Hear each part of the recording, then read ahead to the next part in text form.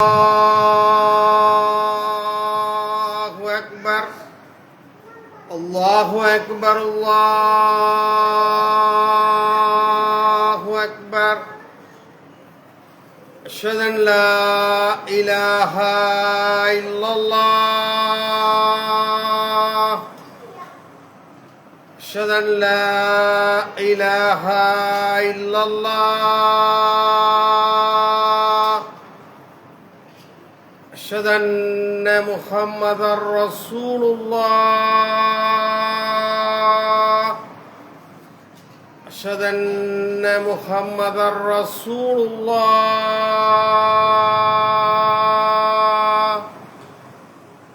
حي على الصلاة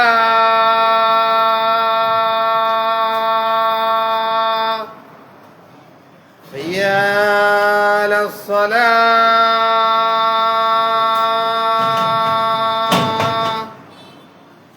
حي على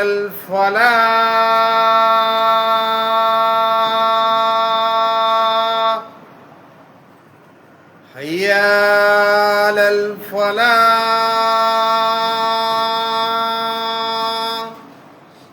الله أكبر الله أكبر لا إله إلا الله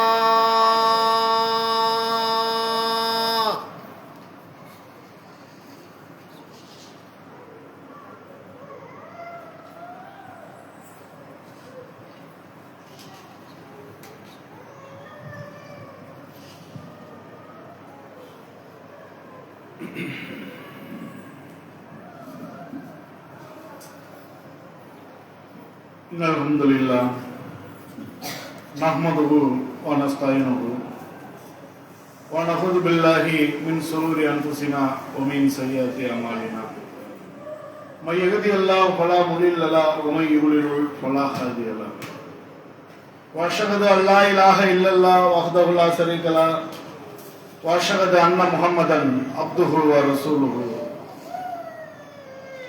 يا أيها الناس اتقوا ربكم الذي خلقكم من نفس واحدة وخلق منها زوجها وبث منهما رجالا كثيرا ونساء واتقوا الله الذي تساءلون به والأرحام إن الله كان عليكم رقيبا يا أيها الذين آمنوا اتقوا الله حق تقاته ولا تموتن إلا وأنتم مسلمون أعوذ بالله من الشيطان الرجيم بسم الله الرحمن الرحيم إن أصدق الحديث كتاب الله وهدي هدي محمد صلى الله عليه وسلم وشر الأمور محدثاتها كل محدثة بدعة كل بدعة ضلالة كل ضلالة في النار வார்த்தைகளில் சிறந்தது அல்லாஹ்வின் வார்த்தை திருக்குர்ஆன் ஆகும். வழிகாட்டுதல்களில் சிறந்தது கண்மணி நாயகம் ஸல்லல்லாஹு அலைஹி வஸல்லம் அவர்களின் வழிகாட்டுதல்களே ஆகும். மார்க்கத்தில் மிகவும் தீயது மார்க்கத்தின் பெயரால் புதிதாக ஏற்படுத்தப்படும் ஒவ்வொன்றும் தீமையாகும். ஒவ்வொரு தீமையும் நம்மை வழிகேட்டின் பக்கம் விட்டு செல்லும். ஒவ்வொரு வழிகேடும் நம்மை நரகில் கொண்டு போய் சேர்க்கும். அவ்வாறான வழிகேட்டில் இருந்து எல்லாம் வல்ல ரப்புல் ஆலமீன் நம் அனைவரையும் பாதுகாத்து அருள் புரிவானாக. அகில உலகையும் படைத்து அன்போடு பரிபாலிக்கும் எல்லாம் வல்ல ஏக இறைவனின் அன்பும் அருளும் சாந்தியும் சமாதானமும் அற்றா பெருங்கருணையும் நம் உயிரினும் மேலான கண்மணி நாயகம் ஸல்லல்லாஹு அலைஹி வஸல்லம் அவர்களின் மீதும் அவர்களின் குடும்பத்தார்களின் மீதும் அவர்களை அப்படியே பின்பற்றி வாழ்ந்த உத்தம சத்திய சகாபாக்கள் மீதும் சகாபிய பெண்மணிகள் மீதும் அவர்களிருந்து இன்று வரை இந்த மார்க்கத்தை அதன் தூய வடிவில் கடைபிடித்து பிரச்சாரம் செய்த நல்லோர்கள் அனைவர் மீதும் குறிப்பாக இந்த ஜும்ஆவின் கடமையை நிறைவேற்ற இங்கு கூடியிருக்கும் நம் அனைவர் மீதும் என்றென்றும் நின்றவற்றுமாறு. கண்ணியமிக்க அல்லாஹ்வின் நல்லடியார்களே,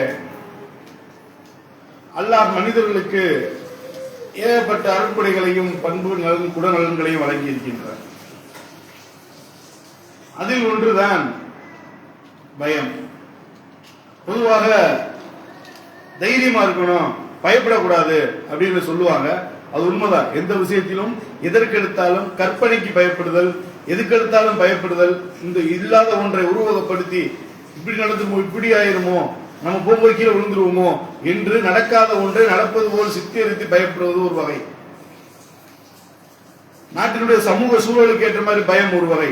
இவ்வாறு எதுக்கெடுத்தாலும் நம்ம பயப்படக்கூடாது. ஆனால் பயப்பட வேண்டிய விஷயங்களுக்கு பயப்பட்டுதான் ஆகணும். நம்முடைய வாழ்க்கை சீராக, சரியாக, நிலையாக செல்ல வேண்டும் என்றால் பயம் மனிதனுக்கு அவசியம். நம்முடைய மாணவ பருவத்தில் ஒரு பள்ளிக்கூடத்தை எடுத்தோம் என்றால் ஆசிரியர்களுக்கு பயந்த மாணவர்கள் மட்டும்தான் தன்னுடைய கல்வியில் கவனத்தை சரியாக செலுத்துவார்கள். ஆசிரியர் மீதான பயம் அவனை அந்த கல்வியில் அவனுடைய கவனத்தை சரியாக செலுத்த வைக்கும். பக்கத்துல யாரோட பேச வைக்காது. வீட்டுக்கு வந்தாலும் தன்னுடைய வீட்டு படத்தை சரியாக செய்து விட்டு செல்ல வேண்டும். காரணம் ஆசிரியர் மீது உள்ள பயம். நாம் வேலை செய்யும் நிறுவனங்களில் நமக்கு மேல் உள்ள அதிகாரிகளை பயந்தால் தான் கீழ் உள்ளவர்கள் சரியாக வேலை செய்வார்கள்.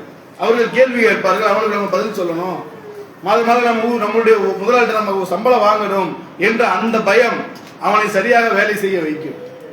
ஒரு வீட்டில் நிர்வாகம் சரியாக இருக்க வேண்டும் என்றால் வீட்டினுடைய தலைவருக்கு அந்த ஒட்டுமொத்த குடும்பமும் பயப்படணும்.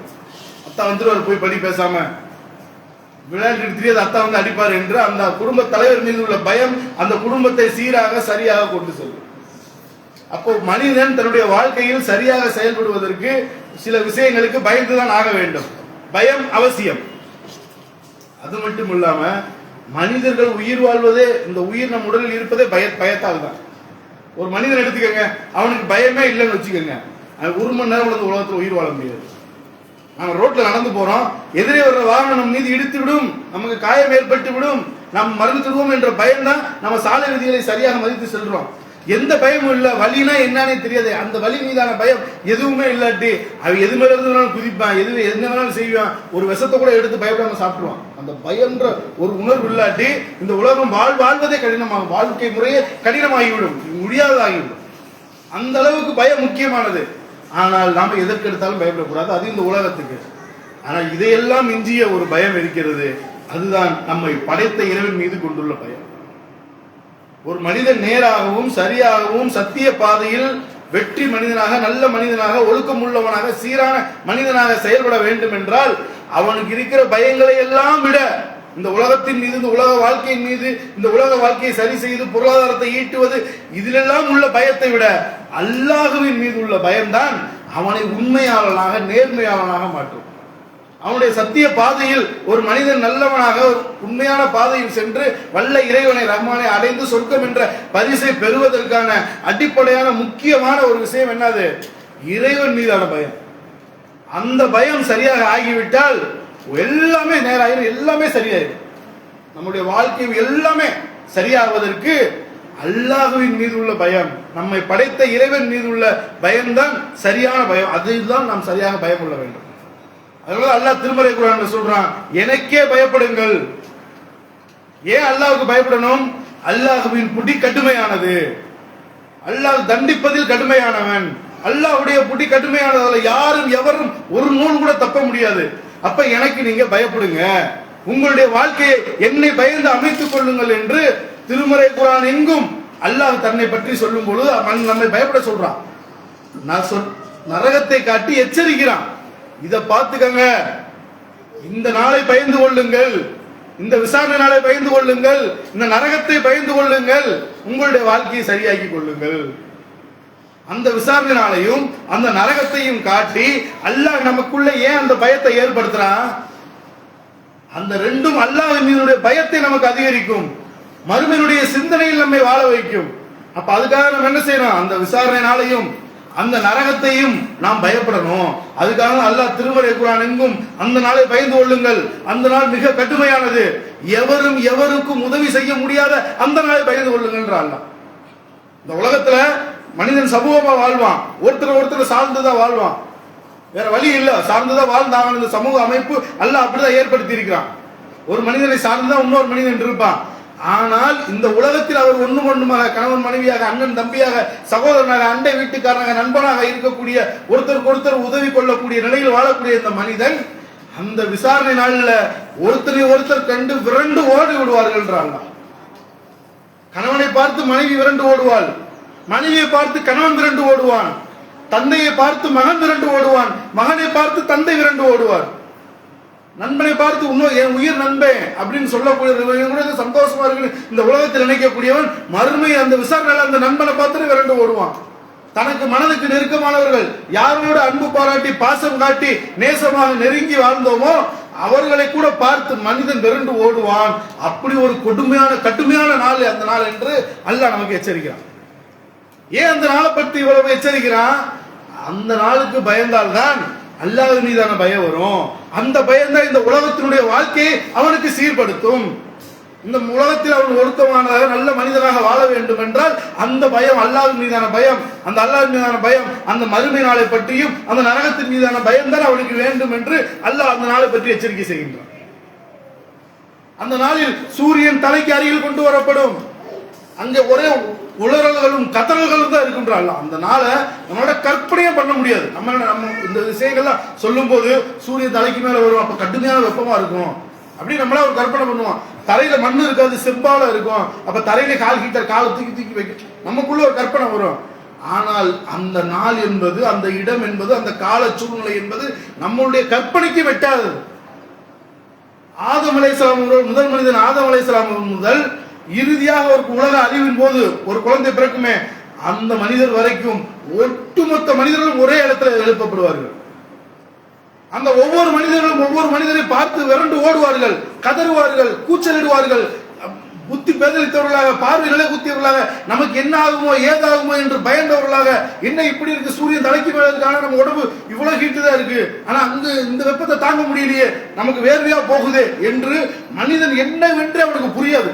அப்படிப்பட்ட ஒரு பயங்கரம், நம்ம கற்பனைக்கும் அப்பாற்பட்ட உலகத்தில் உள்ள கோடான கோடான கோடான கோடி மக்களுடைய கதறல் சத்தம் ஒரே நேரமாக நம் காதில் கேட்கும் பொழுதும் நம்முடைய உள்ளம் அதை எப்படி எதிர்கொள்ளும், நம்முடைய பார்வை அந்த பிரம்மாண்டத்தை எப்படி எதிர்கொள்ளும் பார்த்தா மிக கடுமையான நாளா இருக்கும். அதனாலதான் அல்லாஹ் அந்த நாளை குறித்து இந்த விசாரணை நாளை பற்றி பயந்துக்கங்க என்று அல்லாஹ் எச்சரிப்பதற்கான காரணம், அந்த கடுமையை விலக்கி இந்த நாளுக்கு நீங்கள் பயந்து இந்த நாளில் அந்த அல்லாஹ்வுடைய அரிசி நிழலை பெற்று, அந்த கௌசர் தடாகத்துடைய நீரை பெற்று, அந்த தண்ணி தாகமற்றவர்களாக வெப்பத்தை உணர முடியாதவர்களாக சுகமாக அல்லாஹ்வுடைய அரசு நிழலில் வாழ வேண்டும் என்றால் நீங்கள் எனக்கு பயந்து இந்த கட்டளைகளை பின்பற்றி வாழுங்கள் என்பதற்காகத்தான் அல்லாஹ் அந்த நாளினுடைய கடுமையை சொல்லி அல்லாஹ்வின் மீது பயத்தை எச்சரித்து உனக்கு இப்படி செய்தால் இதெல்லாம் கிடைக்கும் என்று நமக்கு சொல்கின்றார். அல்லாஹ்வின் தூதர் ஸல்லல்லாஹு அலைஹி வஸல்லம் அவர்களும் அந்த சஹாபாக்கள் சமுதாயத்தை நரகத்தை காட்டிதான் எச்சரித்தாங்க. அந்த நாள் மிக கடுமையானது. அந்த நரகம் எப்படி இருக்கும்?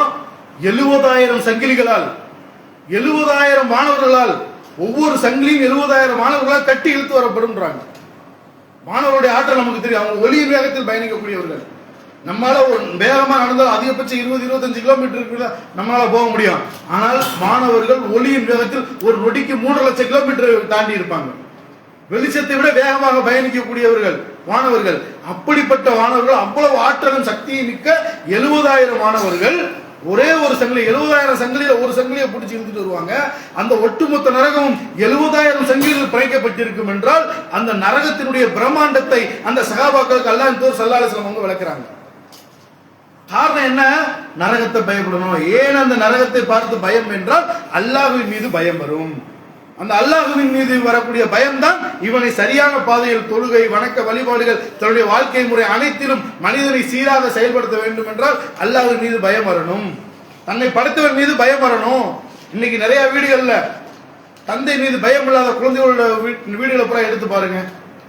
தன்னுடைய தந்தை மீது ஏன் பயம் வர மாட்டேங்குது? அந்த குழந்தைகள் எந்த வீட்டுல குடும்ப தலைவர்கள் தந்தைக்கோ தாய்க்கோ கட்டுப்படாமல் இருக்காங்களோ அந்த குழந்தை சீர்கெட்டு போறதை நம்ம பார்க்கிறோம். 1-2 விதிவிலக்கு இருக்கலாம். ஆனால் குடும்ப தலைவனுடைய அந்த கட்டுப்பாட்டில் இல்லாத குடும்பம் என்பது அந்த குழந்தைகள் என்பவர்கள் எதிர்காலம் கேள்விக்குறியாகி நிக்கிறத நம்ம பார்க்கிறோம். அந்த அளவுக்கு முக்கியம் குடும்ப தலைவர் மீதான பயம். நம்ம அத்தா நம்மளை வைவாரு, நம்ம நன்னா நம்மளை வைவாரு, நம்ம அம்மா நம்மளை வைவாங்க, நம்மளை அடிப்பாங்க, நாம இத்தனை மணிக்கெல்லாம் வீட்டுக்கு போயிடணும், லேட்டா போனா வைவாங்க, பக்கத்து வீட்டுல போய் ரொம்ப நேரம் இருந்தா வைவாங்க என்ற அந்த பயம் இருந்து கொண்டே இருந்தால்தான் எல்லா விஷயத்திலும் ஒரு செயலை செய்யும் பொழுது தன்னுடைய வீட்டுக்கு பயப்படுவான். இந்த தெருவை விட்டு அந்த தெருவு, ஐயோ நம்ம அத்தா வைவாரு, இந்த தெருவில் நம்மளை பார்த்தா வைவாரு, தொழுகிற நேரம் நம்ம பள்ளியாசல்ல தொழுகாம ரோட்ல விளாண்டுக்கிட்டு இருந்தா நம்ம அத்தா வைவாரு என்ற அந்த பயமுள்ள குழந்தைகள் சரியா இருப்பாங்க. அவங்க அத்தாவே பள்ளியாசலுக்கு வர மாட்டாரு, அவர் தன்னுடைய பிள்ளை எதுவும் சொல்ல மாட்டாருன்னா அந்த குடும்ப நிலைமையை நினைச்சு பாருங்க. அப்போ ஒரு குடும்பத்தில் ஒரு மனித சாதாரண ஒரு நிர்வாகத்தில் கூட அந்த குடும்ப தலைவனுக்கு பயப்பட வேண்டிய சூழல் வேண்டும் என்றால் இந்த உலக வாழ்க்கையிலும் மறுமை வாழ்க்கையில நம்மை படைத்து பரிபாலிக்கின்ற இறைவனுக்கு நாம் எவ்வாறு பயப்பட வேண்டும், அவனுடைய தண்டனை அவனுடைய பிடி எவ்வளவு கடுமையானதாக இருக்கும் என்பதை சிந்திக்க வேண்டும் என்பதற்காகத்தான் அல்லாஹ்வும் அல்லாஹ்வுடைய தூதர்கள் அந்த மறுமை நாளை பற்றியும் அந்த மறுமை நாள் விசாரணை நாளுடைய கடுமையை பற்றியும் நரகத்தை பற்றியும் நமக்கு சொல்றாங்க. அல்லாஹ் ஸல்லல்லாஹு அலைஹி வஸல்லம் சொல்றாங்க, சஹாபாக்களோட தொழுகை முடிச்ச உடனே ஒரு சப்தம், பயங்கரமான ஒரு சப்தம் வருது, இதுவரைக்கும் அவங்க கேட்கிறாத ஒரு சப்தம். அப்ப அல்லாஹ் தூதர் எனக்கு ஒரு சத்தம் கேட்குது, உங்களுக்கு கேட்டுச்சான்னு கேட்கிறாங்க. சஹாபாக்கள் ஆம் கேட்டது யார் ரசூலுல்லாஹ், இதுவரைக்கும் நாங்கள் ஒரு சத்தத்தை கேட்டதே இல்லைன்றாங்க. அப்ப அல்லாஹ் தூதர் ஸல்லல்லாஹு அலைஹி வஸல்லம் அவங்க சொல்றாங்க, இந்த சத்தம் என்பது 70,000 ஆண்டுகளுக்கு முன்னால் நரகத்துக்குள் வீசப்பட்ட கல், அது இப்போதுதான் அதனுடைய தரையை தொட்டிருக்கிறது. நரகம் எவ்வளவு பிரம்மாண்டம் என்பதை விளக்குவதற்காக அந்த சப்தத்தை அல்லாஹ் சஹாபாக்களை செவியுணர செய்கிறான்.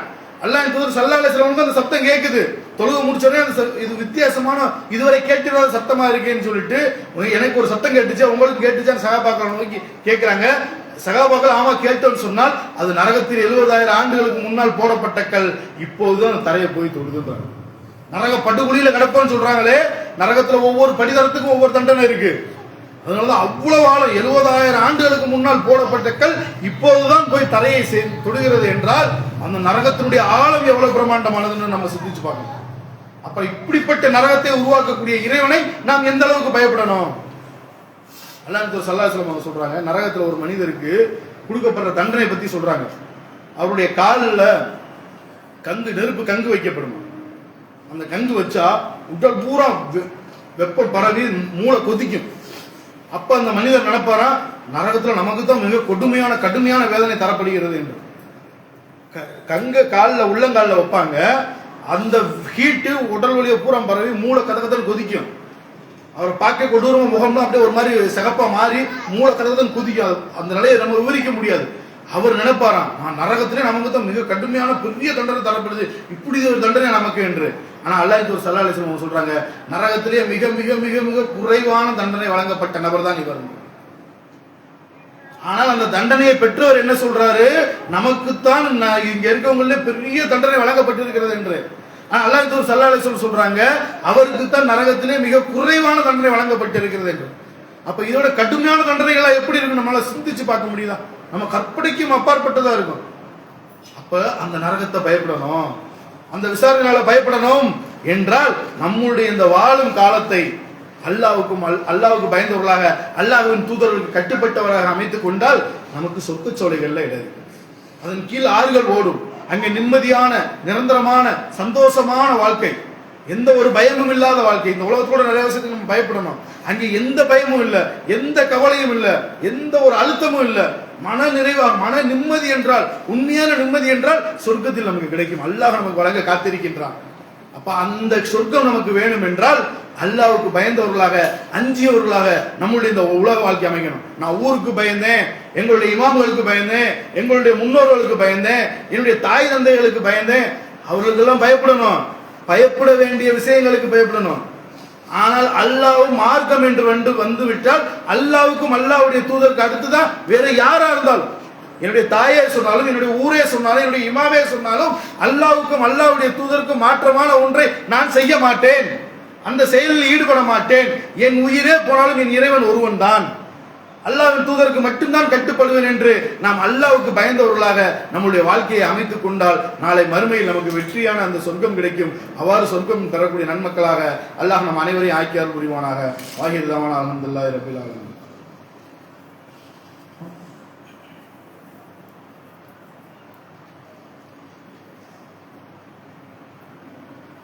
அல்ஹம்துலில்லாஹ். கண்ணியமிக்க அல்லாஹ்வின் நல்லடியார்களே, தற்பொழுது கல்வி கூடங்கள் திறந்திருக்கின்றன. மாணவர்கள் எல்லாம் ஸ்கூலுக்கு போறாங்க. கல்வி மிக முக்கியமானது. ஒரு மனிதனுடைய மேம்பாட்டிற்கு கல்வி என்பது மிக மிக அவசியமானது. அந்த கல்வி என்பதுதான் அவனை முன்னேற்றும், அவனுடைய குடும்பத்தை முன்னேற்றும், அந்த சமூகத்தை முன்னேற்றும். பல விஷயங்களுக்கு கல்வி அடிப்படையானதாக முக்கியமானதாக இருக்கிறது. அதனால அல்லாஹ் ஸல்லல்லாஹு அலைஹி வஸல்லம் அவங்க போர்க்களத்தில் கைதிகளை கூப்பிட்டு வருவாங்க. அது எப்படிப்பட்ட கொடூரமான கைதிகள், அவங்களை விட்டா என்ன செய்வாங்க, வெளியில போய் மறுபடியும் படை திரட்டி அல்லாஹ்வின் தூதரை கொலை செய்வதற்கு, முஸ்லிம்களை கொலை செய்வதற்கு படையை திரட்டி வந்து எதிராக செயல்படக்கூடிய கொடியவர்கள். அப்படிப்பட்ட கைதிகளை கைது பண்ணிட்டு வருவாங்க. வந்துட்டு அல்லாஹ் தூதர் ஸல்லல்லாஹு அலைஹி வஸல்லம் அவங்கள்ட்ட கேட்பாங்க, உங்களை யாருக்கு எழுத படிக்க தெரியுமோ அவர் எங்களில் எழுத படிக்க தெரியாத ஒருவருக்கு எழுத படிக்க கற்றுக் கொடுத்தால் விடுதலைன்றார். தனக்கு எதிராக படை திரட்டு வரக்கூடிய அந்த கொடியவனை கூட அவனிடம் இருக்கக்கூடிய கல்வி, நம்ம கல்வி இல்லாத நம்ம சமுதாயத்துக்கு தேவைப்படுது, அவன் போய் எவ்வளவு பெரிய படையை திரட்டிட்டு வந்தாலும் இவர்கள் கல்வியாளர்களாக அறிவு புலம் பெற்றவர்களாக மாறிவிட்டால் அதை நம்ம சமாளிச்சிடலாம் என்று அந்த கொடியவர்கள் கூட கல்வியை, எங்கள் ஒருவருக்கு கல்வி இல்லாதவருக்கு அந்த கல்வியை கற்றுக் கொடுத்தால், எழுத படிக்க கற்றுக் கொடுத்தால் உங்களுக்கு விடுதலை என்று அல்லாஹ் ஸல்லல்லாஹு அலைஹி வஸல்லம் அவங்க சொல்றாங்கன்னா அந்த கல்வி எந்த அளவுக்கு முக்கியத்துவம் பாருங்க. ஆனா அந்த கல்வி எப்படி இருக்கணும், அவனுக்கு மட்டும் இல்ல சமூகத்துக்கு பயனுள்ளதா இருக்கும். தான் பெற்ற கல்வியின் மூலம் இந்த சமூகத்துக்கு, இந்த மக்களுக்கு என்ன நன்மையை நாம் செய்தோம் என்று அந்த கேள்வி நாளை மறுமையில் அல்லாஹ் நம்ம பதில் சொல்லணும். நான் படிச்சேன், நான் சம்பாதிச்சேன், எனக்கான பொருளாதாரம் வந்தால் போதும் என்று நம்ம இருக்கக்கூடாது. அதே மாதிரி இந்த கல்வியை வழங்குறதுலையும் மக்கள் எப்படி இருக்காங்க, என் புள்ள படிக்கணும்னா தன்னுடைய தகுதிக்கு மீறி தன்னுடைய வருமானம் எவ்வளவோ அதுக்கும் மீறிய செலவழிச்சு படிக்க வைக்கிறாங்க. அப்படி மார்க்க சொல்லல. கல்வி என்பது ஒருவருக்கு எழுத படிக்க கற்றுத் தருகிறோம். ஆனால் அதை கற்றுக்கொண்டு அதனால் வரக்கூடிய ஞானம் இருக்கு பாருங்க, கல்வி ஞானம். ஒருவருக்கு வாசிக்கவும், வாசிப்பதை எழுதியதை பார்த்து எழுதவும், எழுதியதை பார்த்து வாசிக்கவும் பள்ளியில கற்றுத் தருவாங்க. அது ரெண்டையும் வைத்து அவன் அலசி ஆராய்ஞ்சு சில விஷயங்களை கற்றுக்கொள்வான். அதுதான் ஞானம். அந்த ஞானம் என்பது அல்லாஹ்வின் படத்திலிருந்து தான் வரும். அல்லாஹ் கல்வி ஞானத்தை நான் தான் வழங்குறேன்றான். தான் நாடியவர்களுக்கு அதை குறைத்து வழங்குவான், கூட்டி வழங்குவான், ஒரு சிலருக்கு இல்லாமல் ஆக்குவான். எழுதவும் வாசிக்கவும் எழுதவும் கற்றுக்கொண்டால் அவன் கல்வியாளன் இல்ல. அதை இரண்டையும் வைத்து பகுத்து ஆய்ந்து ஒரு சில விஷயங்களை அவன் எடுத்துக்கொண்டு அதை செயல்படுத்துறான்ல சமூகத்துல, அதுதான் ஞானம். அந்த ஞானம் என்பது அல்லாஹ்வின் புறத்திலிருந்து தான் வரும். அப்ப அந்த நம்முடைய குழந்தைகளுக்கு அந்த ஞானம் வேண்டும் என்றால் நாம் அல்லாஹ்விடத்தில் கேட்கணுமே தவிர, இந்த ஸ்கூல்ல போய் இத்தனை லட்சம் ரூபாய் கட்டி என் உள்ள டை கட்டி ஸ்கூல் கட்டி காலைல பஸ்ல போகணும், பக்கத்துல இருக்கிற அந்த ஸ்கூல்ல 10,000 ரூபாய் கட்டி படிக்க வைக்கிறேன், ஏன் பிள்ளை அந்த ஸ்கூல்ல தான் 10,000 ரூபாய் கட்டி தான் நான் படிக்க வைப்பேன் என்று நம்மளுடைய தகுதிக்கு மீறி போக வேண்டியதில்லை. நம்மளுடைய தகுதிக்கு என்ன கல்வியை அந்த குழந்தைக்கு வழங்க முடியுமோ அதை வழங்கினால் போதும். உலகத்துல பெரும் பெரும் சாதனையாளர்கள் எல்லாத்தையும் பாருங்க, பூராமே வந்து அந்த மாதிரி பெரிய ஸ்கூல்ல படிச்சவங்களா இருப்பாங்க. 100% கவர்மெண்ட் ஸ்கூல்ல படிச்சவங்க பெரிய பெரிய சாதனையாளராக இருப்பாங்க. அப்ப இதுல இருந்து நமக்கு என்ன வழங்குது, அந்த ஞானம் என்பது அல்லாஹ்வின் புறத்துல இருந்து வர்றது. ஆனா நம்முடைய குழந்தைகளுக்கு கல்வி அவசியம். அந்த கல்வியை எந்த இடத்தில் நம்முடைய தகுதிக்கு ஏற்ப, வசதிக்கு ஏற்ப நமக்கு எந்த கல்வி அந்த குழந்தைக்கு வழங்க முடியுமோ அதை நம்ம வழங்கணும். அதை விட முக்கியமாக மார்க்க கல்வியை வழங்கணும். அதுக்கு அடுத்த விஷயமாக இப்போது சமீபமாக பார்க்கணும், ஒரு சர்ச்சை போய்கிட்டே இருக்கு, சினிமா. சினிமா ஒரு மிகப்பெரிய தாவா களம், அதை வச்சு நம்ம தாவா பண்ணணும், அதை நம்ம விட்டுட்டோம் அப்படின்னு சொல்லி ஏதோ ஒரு படத்தை வந்து அந்த படத்தை பெருமையா பேசி அதை போய் பாருங்க பாருங்க என்று சொல்றாங்க. எவ்வளவு ஒரு கேவலமான, ஒரு நபி மொழி தெரியாதவர்கள் தான் இந்த மாதிரி செயலை செய்வாங்க. இசை ஹராம். அல்லாஹ்வின் தூதர் ஸல்லல்லாஹு அலைஹி வஸல்லம் காலத்தில் நாடகம் இருந்துச்சு. அந்த நாடகத்தை இந்த மார்க்க விஷயத்துக்கு எதுக்காக அவங்க பயன்படுத்தினாங்களா? அவங்க பயன்படுத்தல. அப்ப இசை ஹராம், அதுல காட்டப்படக்கூடிய விஷயங்கள் எல்லாமே ஹராமா தான் இருக்கு. எது நமக்கு சந்தேகமோ அதை விட்டு விளைவிக்கிறோம்னு சொல்லியிருக்காங்க. உதாரணத்துக்கு ஒன்று எடுத்துக்கங்க, ஒரு லிட்டர் பால்ல ஒரு துளி விஷம் கலக்கிறோம். அப்ப அது முற்றிலும் புறக்கணித்து கீழே ஊத்தக்கூடியது தானே. 1 லிட்டர் பால்ல ஒரு துளி விஷம் கலந்தாலே ஃபுல்லா விஷமாயிரும். அந்த சினிமா என்ற விஷம் பூராமே விஷம். அதுல அப்போது ஒரு சில துளிகள் பால்கள் போன்ற நல்ல விஷயங்கள் வருது, அதை நம்ம மறுக்கல. ஆனால் ஒரு புல் விஷ பாட்டில் சில துளிகள் பால் இருக்கிறதுனால அதை நம்ம சாப்பிடலாம் என்று சொன்னால் எவ்வளவு முட்டாள்தனம். ஒரு புல் அருந்தத்தக்க பால்ல ஒரு துளி விஷம் கலந்தாலே அதை நம்ம சாப்பிடக்கூடாது, கீழே வீசிடணும். ஃபுல்லா விஷம். சினிமா துறையே ஒரு ஆபாசமும் அருவருக்கத்தக்க அசிங்கமும் சமூகத்தில் கேவலத்தையும் அநியாயத்தையும் விபச்சாரத்தையும் பரவக்கூடிய ஒரு ஊடகமாக அந்த ஊடகம் இருக்குது. அதுல அப்பப்போ ஒரு சில நல்ல துளிகள், பால் துளிகள் பட்டுன்றதுக்காக அதை நம்ம சாப்பிடலாம், நம்மளும் அதில் போய் ஐக்கியமாகணும் என்றால் இது எவ்வளவு பெரிய கேவலமான விஷயம். மார்க்கத்தை நன்கு அறிந்தவர்கள் அதை சொல்லுவாங்களா? இன்னைக்கு சினிமா பாருங்க, சினிமா பாருங்க என்று நம்ம படம் என்று மக்களை அழைக்கக்கூடிய செயல் எல்லா ஊர்களும் நடக்கிறத நம்ம பார்க்கிறோம். ஒரு விஷயம் சந்தேகம், அது நன்மையா தீமையா என்று புரியலாட்டி நாம அதுல இருந்து விலகிடணும். நாம இப்ப விலைக்கு சொல்லிட்டோம், சினிமா முழுவதுமே விஷம். அங்க ஒரு சில நல்ல விஷயங்கள் அப்பப்ப நடக்குது, அதுக்காக அது ஒட்டுமொத்த துறை சிறந்ததாக அதுக்குள்ள நாம போய் செயல்படணும் என்று நினைக்க கூடாது. அது இசை ஹராம். அது நம்ம ஹராம் என்றால் நமக்கு தடுக்கப்பட்டது. சினிமா என்பது நிச்சயமாக நம்ம மார்க்கத்துக்கு எதிரானது, தடை செய்யப்பட்டுள்ளது. அது எவ்வளவு பெரிய வலிமையான ஊடகமாக இருந்தாலும், மக்களும் எவ்வளவு எளிமையாக செல்வதாக இருந்தாலும் அது நம்முடைய தாவா பணிக்கு தேவையில்லை. நாம் ஒவ்வொருவரும் அல்லாஹ்வுக்கு முதல் வரியில சொன்ன மாதிரி அல்லாஹ்வுக்கு பயந்தவர்களாக இறையச்சத்தோடு நம்முடைய வாழ்க்கையை அமைத்து இந்த சமூகத்தில் வாழ்ந்தோமையானால் அதை விட பெரிய ஊடகம் எதுவுமே இல்லை. ஒவ்வொரு மனிதரும் ஊடகம். ஒரு இஸ்லாமியன் என்றால் வட்டி வாங்க மாட்டான், ஒரு இஸ்லாமியன் என்றால் உபச்சாரம் புரிய மாட்டான், ஒரு இஸ்லாமியன் என்றால் மது அருந்த மாட்டான், ஒரு இஸ்லாமியன் வியாபாரத்தில் கலப்படம் செய்ய மாட்டான், ஒரு இஸ்லாமியன் நேர்மையாக இருப்பான், ஒரு இஸ்லாமியன் உண்மையாளராக இருப்பான் என்று இந்த சமூகத்தில் நாம் அல்லாஹ்வுக்கும் அல்லாஹ்வுடைய தூதருக்கும் கட்டுப்பட்டு வாழ்ந்தோமையானால் அதை விட மிகப்பெரிய ஊடகம், மிகப்பெரிய தாவா எதுவுமே இல்லை. அப்ப அப்படி வாழக்கூடிய நன்மக்களாக நாம மாறணுமே ஒழிய நம்ம விஷயங்களை இப்படி ஒரு தவறான ஒரு கேவலமான விஷயத்துல ஏத்தி அதை மக்களுக்கு காட்ட வேண்டும் என்ற தேவை நமக்கு இல்லை. அல்லாஹ்வின் தூதர் நமக்கு அப்படி கற்றுத்தரல. நீங்க வாழுங்க, நீங்க சமூகமாக வாழும் பொழுது இஸ்லாமிய சமூகத்தை இந்த தன்னுடைய அண்டை வீட்டுக்காரனுக்கு தன்னுடைய நண்பனுக்கு பழகும் போது ஒரு இஸ்லாமியன் எப்படி பழகுவான் என்பதை நீங்க அவனுக்கு உணர்த்துங்க. அவனோட நல்ல முறையில் அன்பாக பேசி பழகுங்க, அவனோட எல்லா விஷயத்திலும் நேர்மையா நடங்க. அவன் தவறு செய்யும்போது அவனை தட்டி கேளுங்க, அவனுக்கு புரியும். பாயினா தப்பு செஞ்சு தட்டி கேட்பாரு. நம்மளை தவறு செய்ய விட மாட்டார், அவரும் தவறு செய்ய மாட்டார், நம்மையும் தவறு செய்ய விட மாட்டார் என்ற எண்ணத்தை இந்த மக்கள் உள்ளத்துல ஏற்படுத்தி பாருங்க. அது மிகப்பெரிய தாவாவா இருக்கும். அப்ப நாம ஒவ்வொருவரும் ஊடகம். அப்படி நம்ம செயல்படுமே தவிர ஏதோ ஒரு படம் வந்துருச்சு உடனே அந்த படத்தை பார்த்து நம்மளும் இன்னும் நிறைய இந்த மாதிரி படம் இருக்கணும் என்று ஒரு சைத்தானிய சிந்தனை, சைத்தான் மக்கள் நாம் சென்று விடக்கூடாது என்பதையும் இந்த உரையில் நம்ம சொல்லி முடிக்கின்றோம். எதையெல்லாம் கேட்டோமோ அதன்படி சேர்ந்து வாழக்கூடிய நல்மக்களாக அல்லாஹ் நம் அனைவரையும் ஆக்கி அனுபவிவானாக. வாகிர்தாவான அல்ஹம்துலில்லாஹி ரப்பில் ஆலமீன்.